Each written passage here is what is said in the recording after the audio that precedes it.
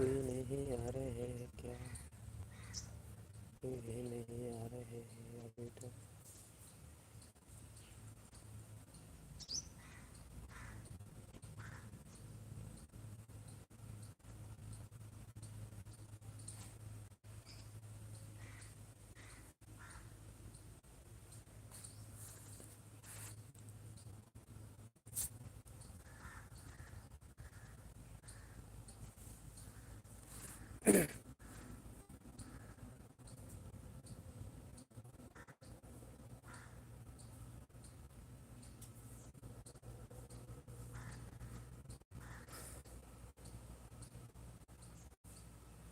Hi hello good इभिनिं लोगोफोर, सोर सोर फैखो कमेन्ट खालामदो।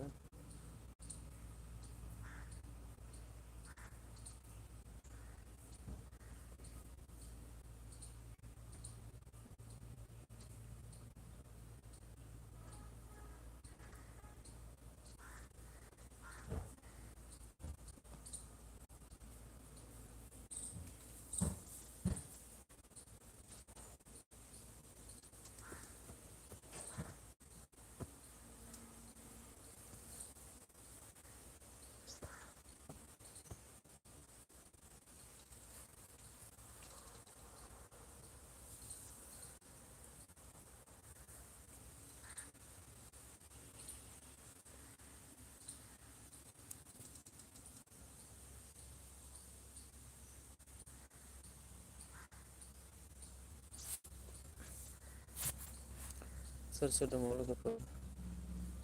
मार्शल प्लिज कमेन्ट करो यार। फेस लाइभ फैदो आं नोंसोरजों लोगोसे रायज्लायनो होननानै। आप लोगों के साथ बातें करने के लिए लाइव आया हूँ यार मैं। कमेंट करो भाई लोग।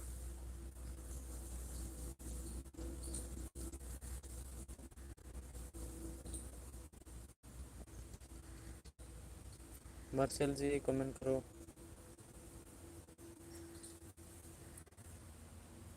ड्रागोलिन, मार्शल ड्रागोलिन, वाह बड़े खतरनाक नाम है यार। लाइक करो।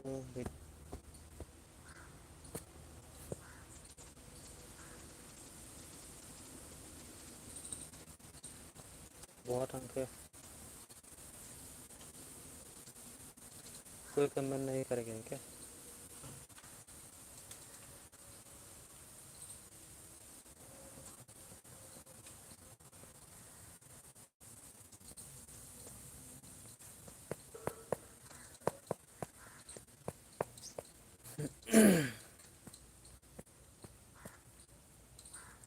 कमेंट खालामदो।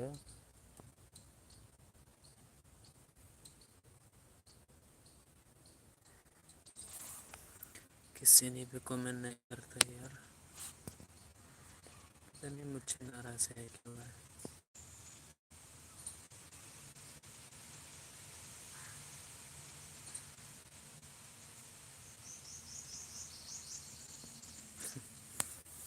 कोई कमेंट नहीं करता यार कोई भी।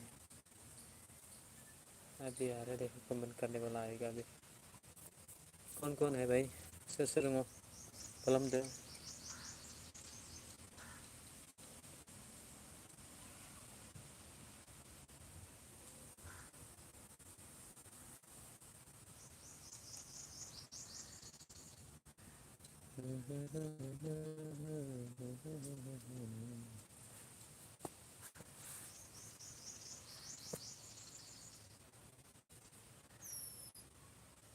थाम्बनेलाव आलदा होबायना दिनै आङो।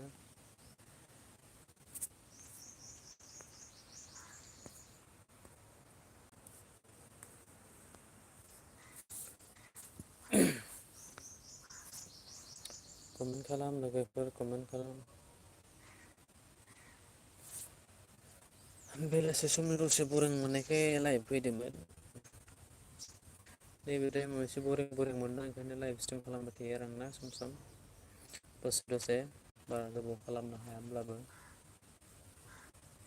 नोंथांमोनालाय माथो कमेन्टखौनो रावबो? मुझसे नाराज है क्या?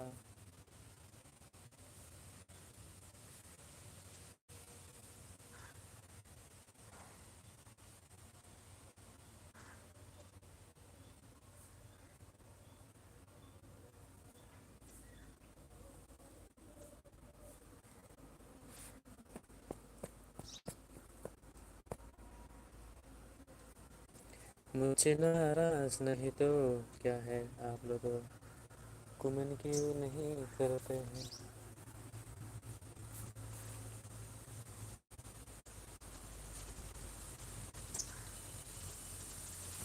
Ay,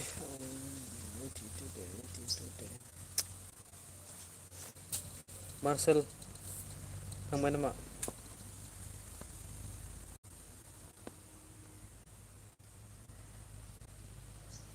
बहाय दङ नोंथांमोना जल्दि जल्दि कमेन्ट खालामदो। आरो 30 मिनिटसो सम दंबावो आंहा।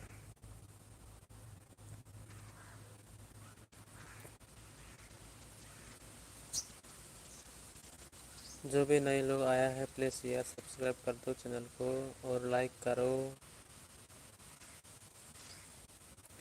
सोर सोर गोदान फैदो आंनि चेनेलावहाय अननानै चेनेलखौ साबस्क्राइब खालामदो, लोगोसे लाइक होदो आरो कमेन्ट शेयारबो खालामदो। नोंथांमोना कमेन्ट खालामबासो आं रायज्लायनो हागोन आरो ना, नङाब्ला आं मा खालामनो।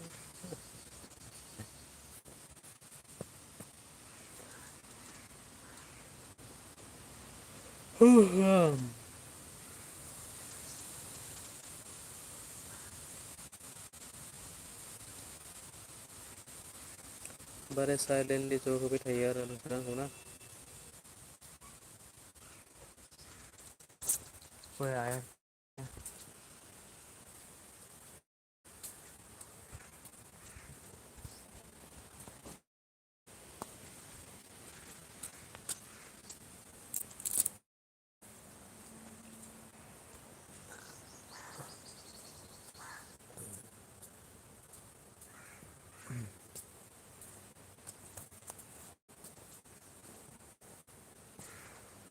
कैसे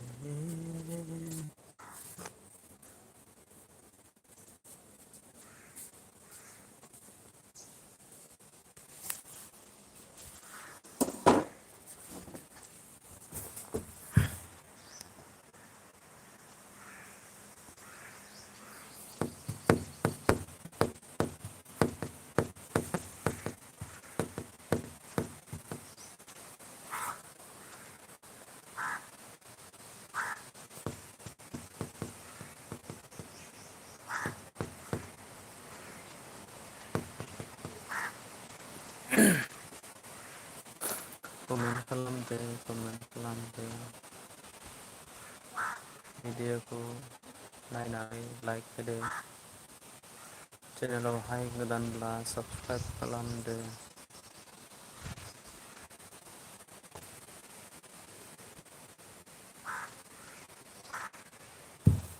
सब लोग ऐसा क्यों करते हैं यार मेरे से।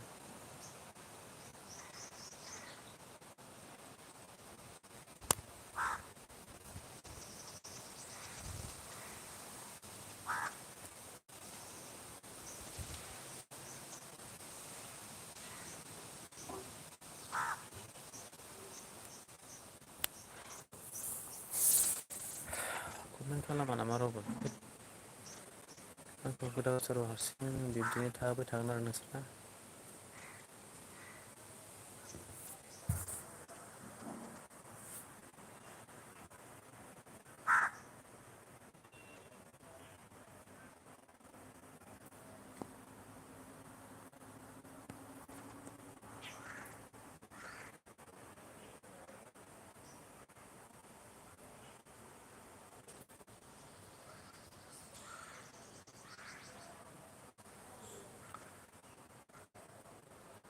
हाय मार्शल भाई, आं अपनी मैसेज के लिख दिया, मेरे को कुछ समझ में नहीं आ रहा है।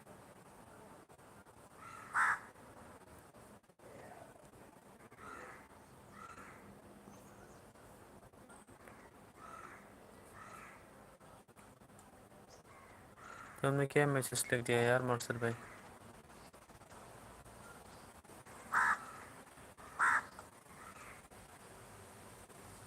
क्या टॉयलेट वगैरह दे दिया यार?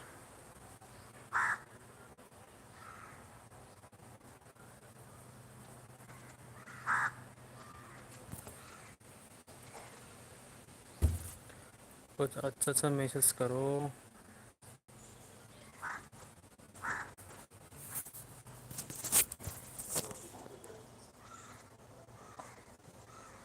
15 मिनट में चेक इन है, 15 से 20 मिनट। मैं तो वही इंतजार कर रहा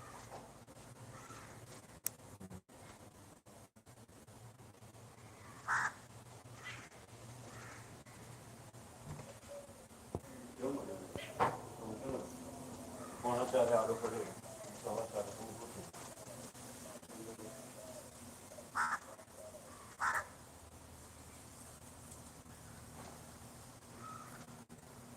रायज्लायलाना नामा आंजोंलाय रावबो नोंसोरलाय मानसिफोरालाय कमेन्टबो खालामला खबरबो लालिया नामा आंखौलाय हारसिं हारसिं बिदिनो दोनबाय थायो आरोना नोंसोरो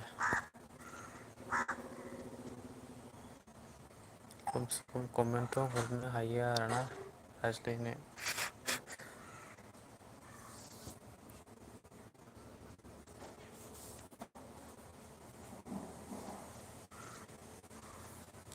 दस से 15 मिनट और रहेंगे उसके बाद मैं तो नहीं रहने वाला हूँ फिर शाम को 6 बजे आएंगे दान्दिसे उनाव आं सम मोनो आंल' लोगोफोर सोर सोर फैदो कमेन्ट खालामदो दसे रायज्लायनोसै बोरिं मोनदों आङो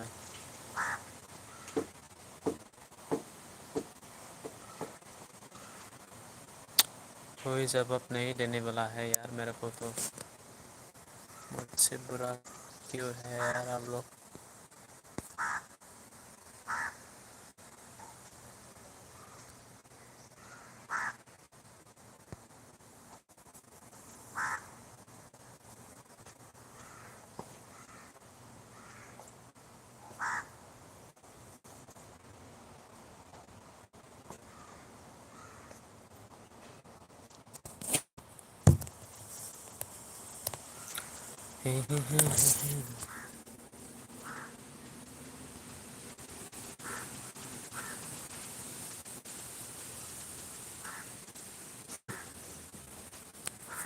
खाथिबाय आओ आओ आओ यार आओ दनादन हवा आ रहा है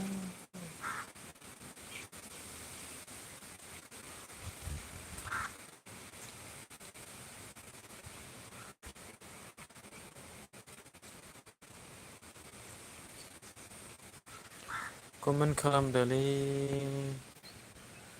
गोसोखौनो बोरिं मोनथारबाय आं हारसिं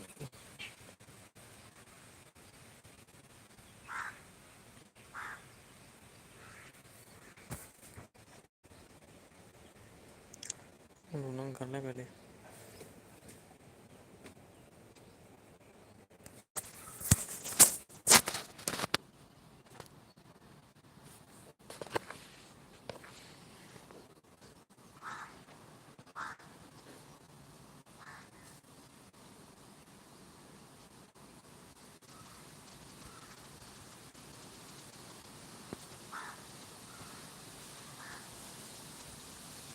मार्शल भाई चली गया क्या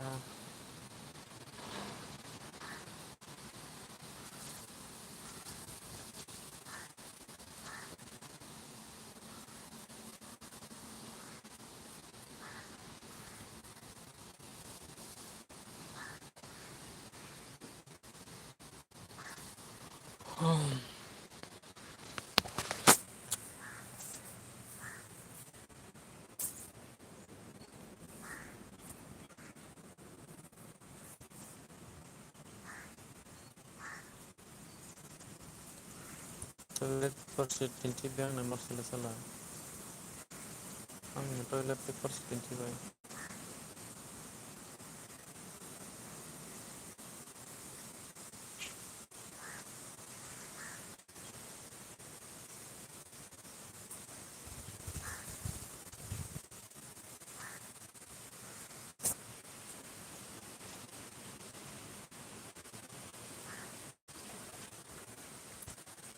लाइकबो खालामो कमेन्टबो खालामो नोंथांमोनालाय माने एसे बेबायदि आंखौलाय माने आंखौ गुलुं खालामबाय आं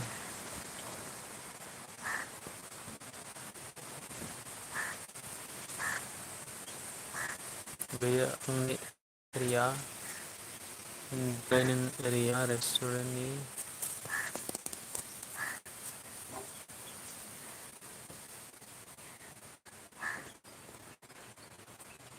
माथो सानदों सना नाङो गोसो थोलायनायखौ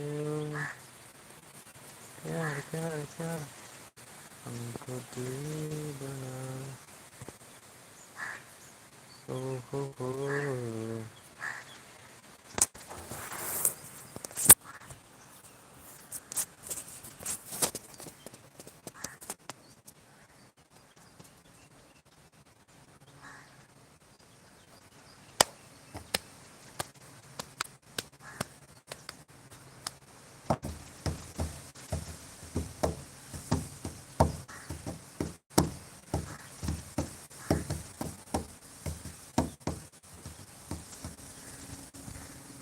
कमेन्ट खालामला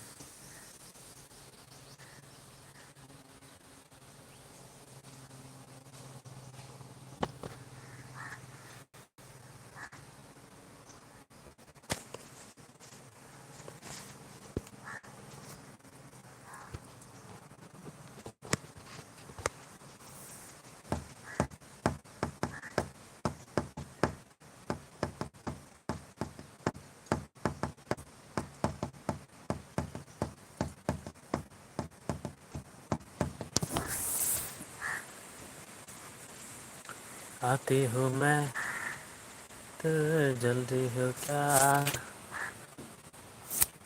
Dragulian where going are you from Dragulian बहा थांखो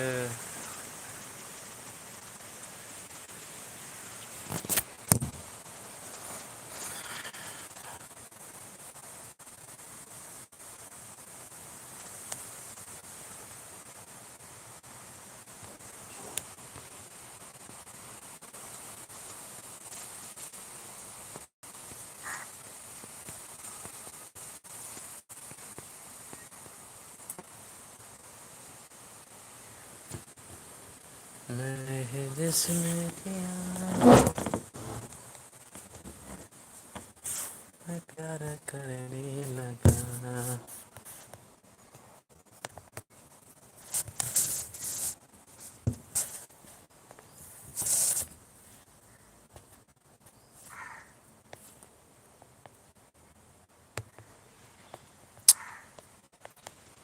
उन्दुनो ओंखारबाय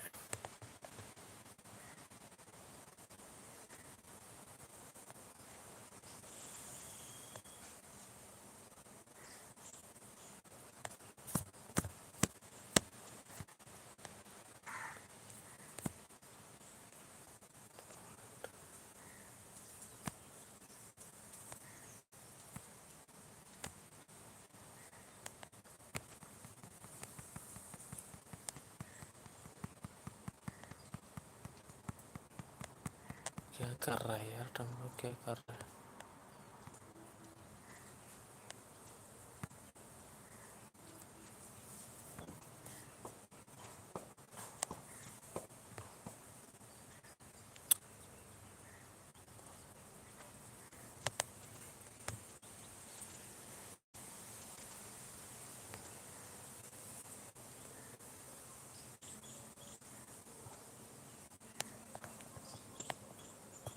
ओके लोगोफोर बेलासे मोनाबिलिनि 6 रिंगायाव लोगो मोनफिनगोन सबको 6 बजे फिर से मिलते हैं भाई लोग अभी मैं टाइम नहीं है इसलिए रखता हूँ बेलासे लोगो मोनफिनगोन लोगोफोर बाय बाय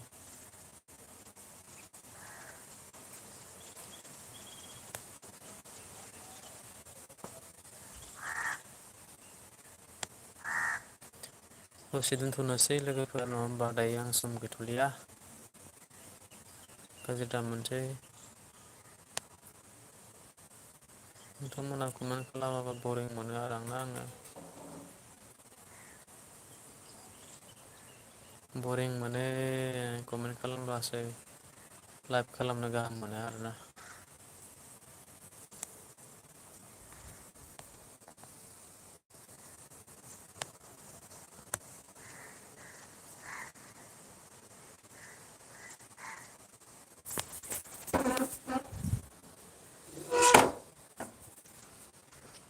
जानते हो क्या?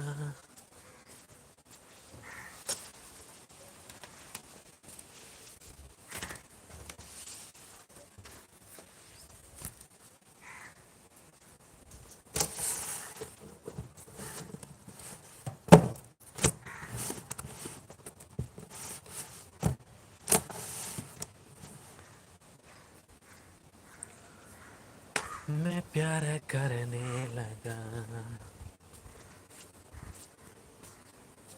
अभी इतना सफाई किया मैंने